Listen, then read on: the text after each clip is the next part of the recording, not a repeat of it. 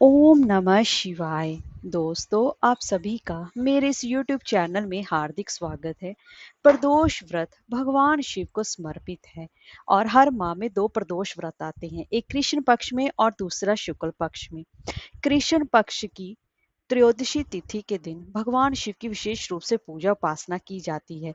ऐसे ही आषाढ़ मास के कृष्ण पक्ष का प्रदोष व्रत साल 2024 में 3 जुलाई दिन बुधवार को रखा जा रहा है। जिस दिन ये व्रत पड़े उसी के नाम से जाना जाता है, इसलिए बुधवार के दिन ये व्रत पड़ने से इसे बुध प्रदोष के नाम से जाना जाएगा।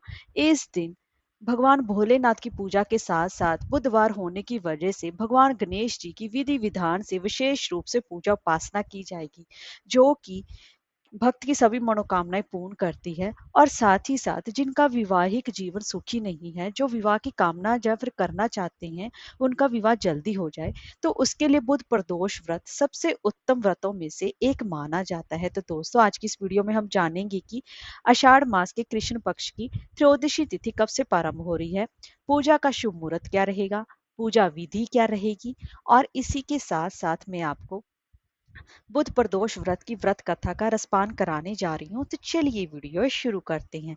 अगर आपको हमारी वीडियो अच्छी लगी हो तो लाइक, शेयर और सब्सक्राइब करना ना भूलें।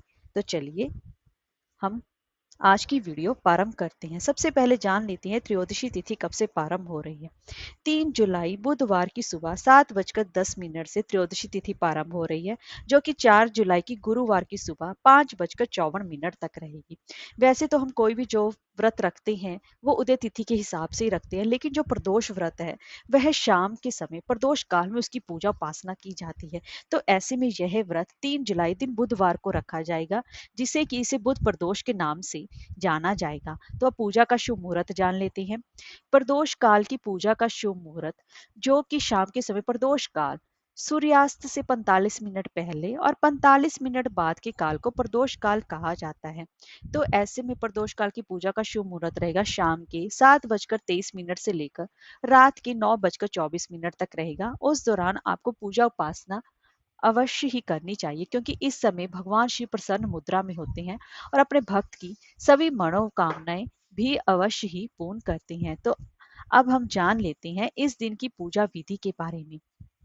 प्रदोष व्रत वाले दिन सुबह आपको ब्रह्म मुहूर्त में जल्दी उठना चाहिए और उसके बाद अगर आप किसी तीर्थ पर स्नान कर सके, पवित्र नदी में स्नान कर सके तो अति उत्तम है।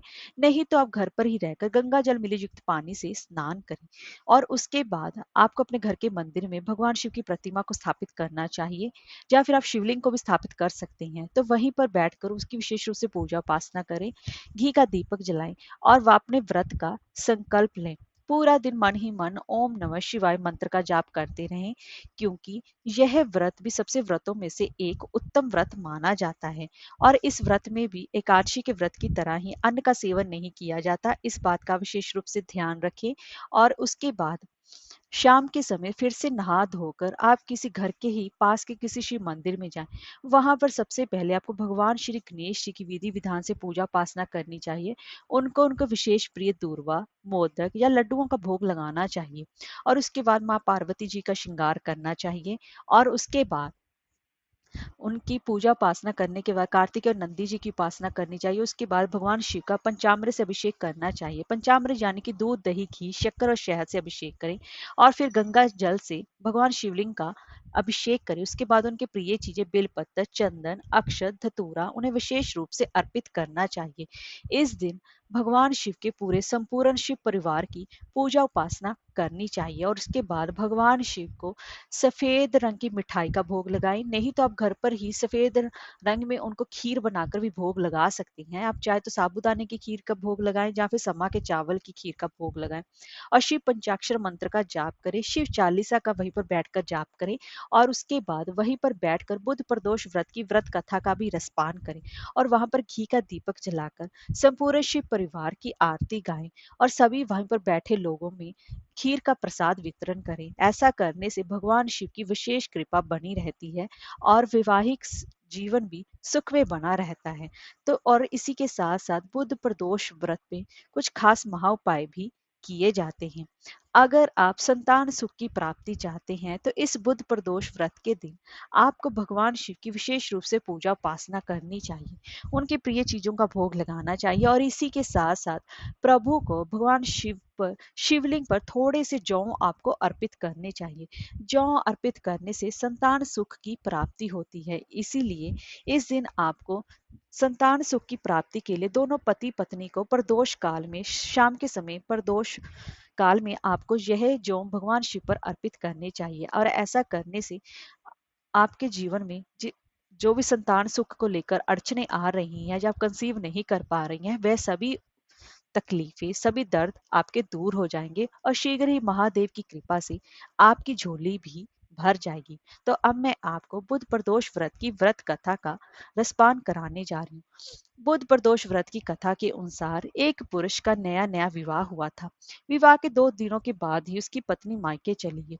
कुछ दिनों के बाद वह पुरुष पत्नी को लेने उसके यहाँ पर गया। बुधवार को जब वह अपनी पत्नी के साथ लौटने लगा तो ससुराल पक्ष ने उसे रोकने का प्रयत्न किया कि विदाई के लिए बुधवार शुभ नहीं होता, लेकिन वह नहीं माना और पत्नी के साथ बैलगाड़ी में चल पड़ा। विवश होकर सास ससुर ने अपने जमाई और पुत्री को भारी मन से विदा किया। नगर के बाहर पहुंचने पर उसकी पत्नी को प्यास लगी। पुरुष लोटा लेकर पानी की तलाश में चल पड़ा। तब पत्नी एक पेड़ के नीचे बैठ गई। थोड़ी देर बाद पुरुष यानी पानी लेकर वापस लौटा। तब उसने देखा कि उसकी पत्नी किसी के साथ हंस हंसकर बातें कर रही है और उसके लोटे से पानी भी पी रही है। तो उसको क्रोध आ गया। वह निकट पहुंचा तो उसके आश्चर्य का कोई ठिकाना न रहा, क्योंकि उस आदमी की सूरत बिल्कुल उसके जैसी हमशक्ल थी। पत्नी भी सोच में पड़ गई। दोनों पुरुष झगड़ने लगे। धीरे धीरे वहां पर काफी भीड़ एकत्रित हो गई और सिपाही भी आ गए। हम शक्ल आदमियों को देखकर वह भी आश्रय में पड़ लगे। उन्होंने स्त्री से पूछा कि इसका पति कौन है, तो वह भी चुप हो गई। तब वह पुरुष शंकर भगवान से शिव भगवान से प्रार्थना करने लगा कि हे भगवान, हमारी रक्षा करें। मुझसे बड़ी भूल हुई है कि मैंने सास ससुर की बात नहीं मानी और बुधवार को पत्नी को विदा करा लिया, और मैं भविष्य में ऐसा अब कदापि नहीं करूंगा। जैसी उसकी प्रार्थना पूरी हुई, दूसरा पुरुष अंतर ध्यान हो गया। पति पत्नी सकुशल अपने घर वापस पहुंच गए। उस दिन के बाद से पति पत्नी नियम पूर्वक बुध त्रयोदशी प्रदोष का व्रत करने लगे। अतः बुध त्रयोदशी का व्रत हर मनुष्य को करना चाहिए, और ऐसा करने से भगवान शिव अपने भक्तों की सभी मनोकामनाएं पूर्ण करते हैं और उनके जितने भी जिंदगी में कठिनाइयां हैं वह उन सभी को दूर करते हैं। हर हर महादेव।